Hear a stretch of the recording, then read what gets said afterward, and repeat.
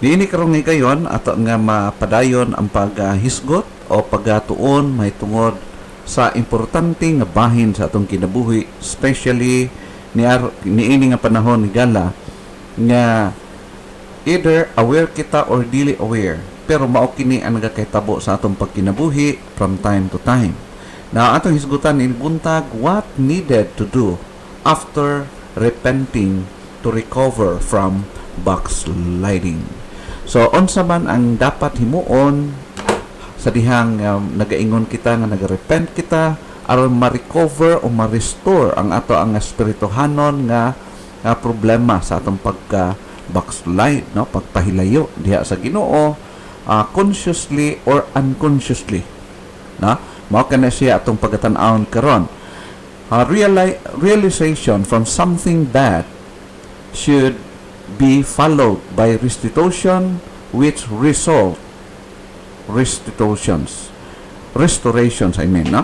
Ang kanang ginatawag og restitution, willing to pay, to give payment o to pay back sa tanan nga mga na-damage o sa tanan nga mga na-distroso sa panahon nga nakahimo og mali in the sight of God or to anybody. Realization, no? Mga tawag na to nga dili tinuod nga repentance sa dihang ang usa ka tawo maingon siya nagrepent ko, nagrinulsol ko, pero dili siya willing nga mo pay back sa dapat niyang saguton. Kinahanglan ang ginatawag og restitution to have a complete restorations sa mga butang na nga damage. Now, panahon nga moabot sa ato ang kinabuhi, now unaware kita or aware, naagid kining mga hitabo, mga warning mag-abot sa atong kinabuhi when realizing being too proud, no? Panahon nga nagsubra na ta kahambog sa atong pagkinabuhi, naanay mga hint, no, mabalaan na to nga murag naglubo na, no, ang ato nga ulo, bandayanan, no? When realizing being too proud, whispered by the Holy Spirit, no? Still we believe nga naay ginatawag small voice ang Ginoo sa atong kasing-kasing sa atong kinabuhi. There are times or open times nga ang Ginoo naga-whisper kanato, no? Nagahunghong siya, reminded by our friends. Na ay mga panahon nga i-check kita sa atong mga friends, i-correct kita, no? O di lang kana, there are times nga i-convict kita by the Word of God. Sa dihang magbasa kita sa Bible, kung honest kita sa pagbasa o teachable kita enough when we read the Bible, atong makaplagan nga gina-check kita sa Ginoo day by day. Now, brothers and sisters, when warnings comes, no, ang mga warning mag-abot sa itong kinabuhi, listen to that early warnings and never fight back. Ayaw sukol, ayaw insist. Kung matanaw na to nga murag adunay katinuuran ang mga paghunghong sa ato ang kinabuhi concerning sa atong spiritual status, we need to be humble. Now, what needed to do when repenting to recover back from backsliding, no? Mabalik ang normal nga natong kahimtangan in the sight of God. Panahon makarealize kita. Now, of course, natun-an nato in the past. For 2 days, natun-an nato ang mga indications na kita di ay nag-backslide na. Unknowingly, sometimes. Una, kining pride. Kung ana ang pride sa tong kinabuhi, indication kana nga kita wala na magsubay diha sa balaang kabubuton sa Ginoo. Panahon nga ma-detect na to nga ang pride ning patigbabaw na sa tong kasing-kasing. When pride, ask God to keep you humble. Just pray. Ask God, magpatabang sa Ginoo nga himuon kita o tabangan kita niya nga mapadayon maging humble in His sight, no? Let's remind ourselves that God resists the proud but gives grace to the humble. Very clear ang pulong sa Ginoo nagasulti gyud nga dili ganahan ang Ginoo ni anang garbuso, but He gives grace to the humble. So to those servants of God or people, children of God, nga nag-exercise sa kinabuhi nga mapaubsanon, usually mao ang gina-bless sa Ginoo. Higala, mao kini siya ang pinaka-critical kay nga bahin sa atong kinabuhi, yang pagiging proud o paglubo sa ato nga pride. We need always to be humble in the sight of God. According sa 1 Peter, according ni Apostle Peter 5 verse 6, ingon siya dinhi, humble yourselves therefore under the mighty hand of God, that He may exalt you in due season.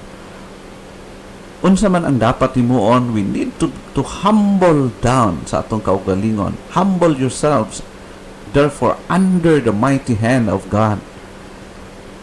Kay ang Dios dili gid malipay sa mapahitason.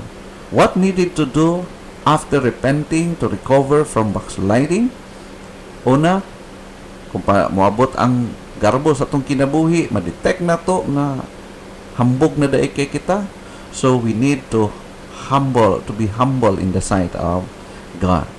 When the second indication, listening, ang atong pagpangalagad sa Ginoo, himo na lang nato kining murag naghimo man tuod ta pero murag panakip butas na lang, no? So kung wa nagilaing mahimo, sumubuhat sa trabaho sa Ginoo, pero usually ginahimo na lang nato nga pahayahay ang pagbuhat sa buluhaton. Listeners, gikapoy na kita, gipulan na kita, napurak kita sa buluhaton sa Ginoo. When that happen, be alert and diligent in serving God. Develop ang imong nga pagiging diligent in the sight of God. Kay kung wala tay buhaton para sa buluhaton sa Ginoo, dili pod siya mag-bless.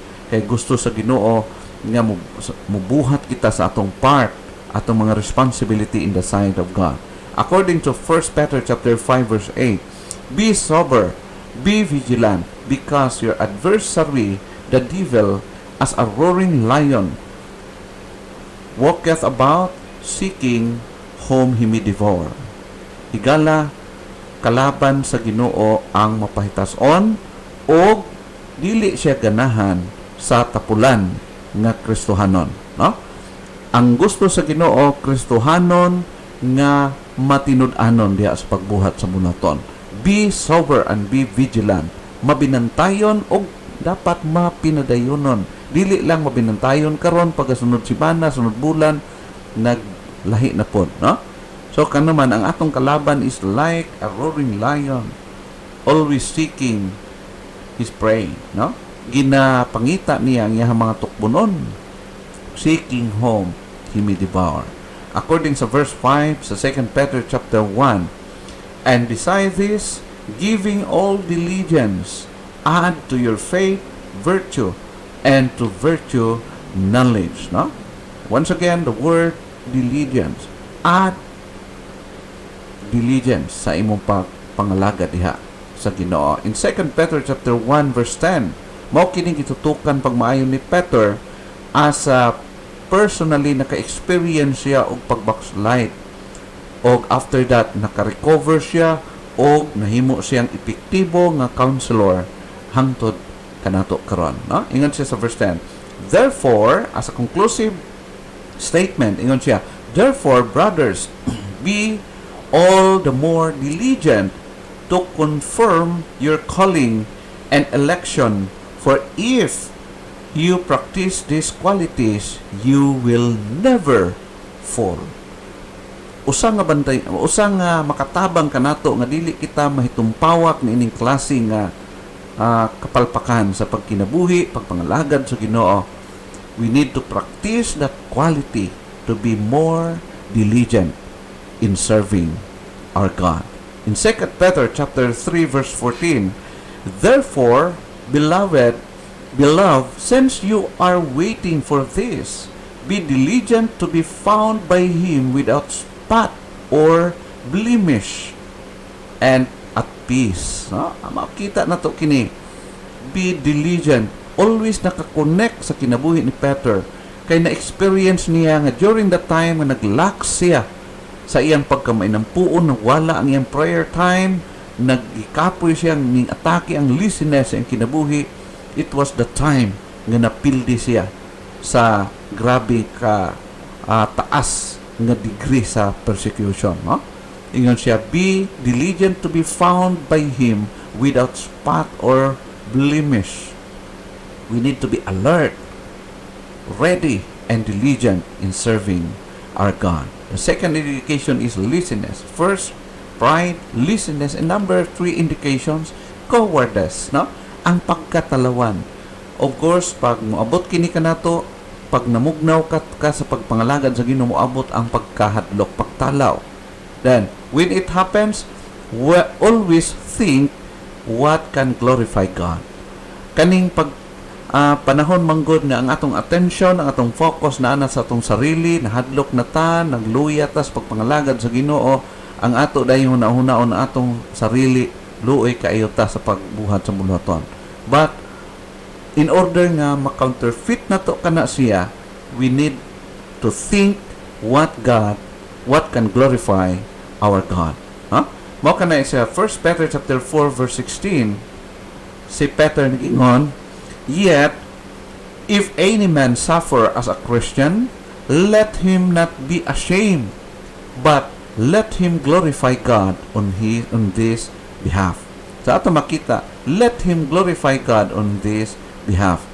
The moment nga maging selfish na kita, ang atong attention nakafocus na sa sarili, it is the time also that we need to think what can glorify our God.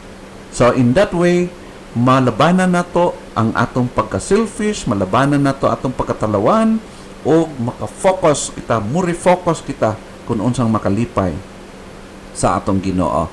Unsa ingon niya sa Matthew chapter 5 verse 11, blessed are ye when men shall revile you and persecute you, and shall say all manner of evil against you falsely, for my sake.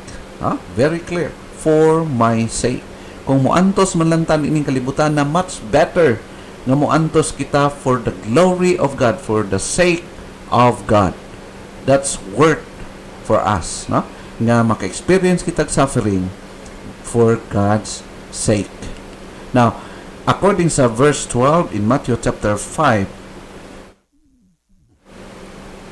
rejoice and be exceeding glad, for great is your reward in heaven.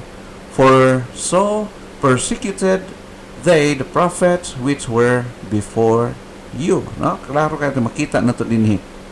For great is your reward in heaven. So remember nga dili kini mao ang katapusan sa tanan. Kung gi-persecute kita karon, nagantos kita, nagsuffer, we're suffering for the cause of God, remember, dili ni mao ang katapusan. It's only a temporal experience, and someday all of us, you and me, will be rewarded according to our doings for the glory of our God. No? Cowardice. And next is worldliness. Mo-follow dayon kanang mubalik ang atong dating gawi, no? Worldliness. When that happens, think and live as stranger in this world. Panahon nga mubalik ang atong kuan nga ang comfort nato nanan ining kalibutan na, we need to think. I-remind nato atong kaugalingon higala, magkinabuhi kita as stranger nining kalibutan na.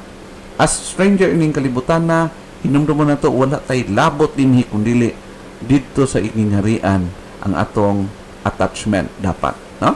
According sa 1 Peter chapter 2 verse 11, dearly beloved, I beseech you as strangers and pilgrims, abstain from fleshly lust which war against the soul. No? Ato makita nga nakig-away ang fleshly lust, nakig-away sa atong desire for God's glory. So kung ang ato nga i-glorify sa atong kinabuhi maong Ginoo, magkigbangga ka na o magkigsambunot ka na siya diha sa atong handom sa kalibutanong mga butang. Mao ka na ingon ni Apostle Peter, I beseech you as strangers and pilgrims. Remember, ang atong tinuod nga puloy-an anaa sa Ginoo. So therefore we need to remind ourselves ni ana nga mga butang. Remember that we are sojourners and pilgrims, destined for a better place than the things of this world have to offer. Unsa man ang kanindot, unsa man ang mga desirable kaing mga butang ning kalibutan na, no? I do not say nga mga mali kana mga butang, but ang akong ginasulti is much better good nga atong gina-desire, gina-aspire ang mga butang nga iya sa Ginoo. No? Worldliness. Mag-enjoy man ang tao sa pagkagiging worldliness, pero temporary lang o destructive nga klase nga enjoyment. Another thing is denial. Another stage sa kanang ginatawag og backsliding. Moabot yun ang panahon nga mo deny na, dili na mo sunod sa bubuhat sa bulaton sa Ginoo. Complete ato makita. Defend your faith and hope in God. Huh? Of course, kung nagluya na ta, deny na nato. Maingon na ta sa noon yon. Christian ako noon. Noon yon. Now, brothers and sisters, i-remind mo sarili. Kristohanon, bangon. Defend your faith and hope in God.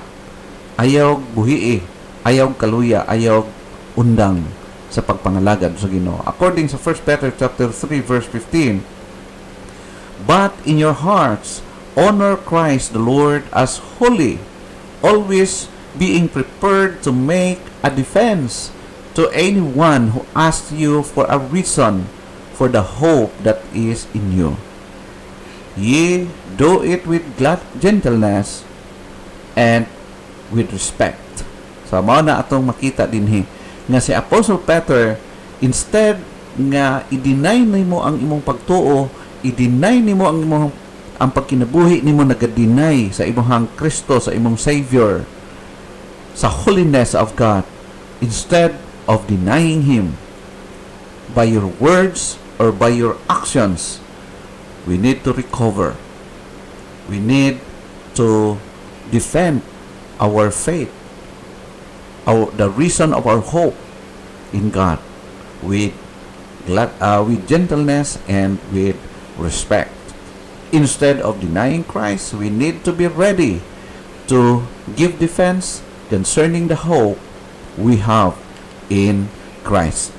If you realize in this condition, just be humble to God.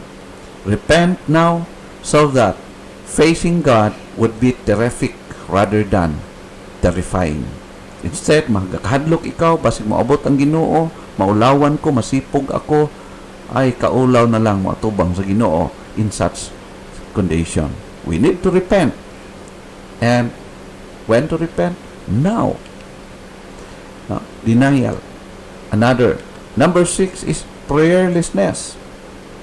Kana bitaw mag-pray na kang ang amin nagsugod kag pray alas 12 sa gabi, alas 11 sa gabi, ang amin morning na, buntag na, belong ka na siya. Prayerlessness. Pagkadili may numpuon, makalimot na yung ampo.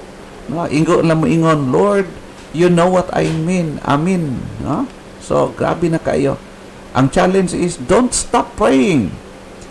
During the time nga you don't like to pray, pray. Panahon nga dili ka gusto mo ampo, ampo. Mao ka na ang gusto sa Ginoo. O gi-challenge niya ang mga Kristohanon, mga magtutuo, mga followers niya in Luke chapter 18 verse 1. Ingon siya, and Jesus spake a parable unto them to this end, that men ought always to pray and not to faint. Concern ang Ginoo kanato tungod kay through prayers kita makapaabot sa atong mga hinanaing dito sa Ginoo. Therefore, we don't stop praying. And last, losing desire to God's Word. Wa na ba kaganahi magbasa ng Bible? Wa na kaganahi? Wa na kay appetite sa pagpaminaw sa Word of God? That's a great problem. Pasmado ka na. Repent. And you need to restore ni anak nga klase nga problema. No? Ika number 7, unsay dapat himuon? Always meditate on the Word of God. Meditate God's Word. Ingon sa 1 Peter chapter 2 verse 2, as newborn babes, desire the sincere milk of the Word, that ye may grow thereby. Part of our spiritual growth, we would be growing if we have the sincere milk of the Word. So, ayaw pakig-divorce sa imong Biblia higala. Magsalig ka na sa imong cellphone ang Bible. Ang problema, kay pag-open mo sa imong cellphone, muagaw ang Facebook. So, you need to be careful on that. Love your Bible. Read your Bible. And meditate it day and night. Wala na usab ang standard sa Ginoo para kanatong tanan. Ingon pa sa Matthew chapter 4 verse 4, but he answered and said, as it is written, man shall not live by bread alone, but by every word that proceedeth out of the mouth of God. Ayaw ilisdi ang Bible. The Bible is the Bible. The Word of God is the Word of God. Don't make any replacement ni ini. The Word of God says, man shall not live by bread alone, but by every word that proceedeth out of the mouth of God. We need to be loyal to the Word of God.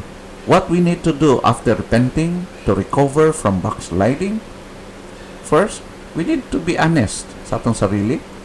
Then, do it as a challenge for us. Ask God to keep you humble. Be alert and be diligent in serving your God.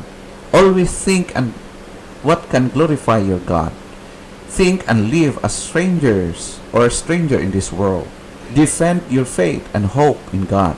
Don't stop praying and always meditate on the Word of God.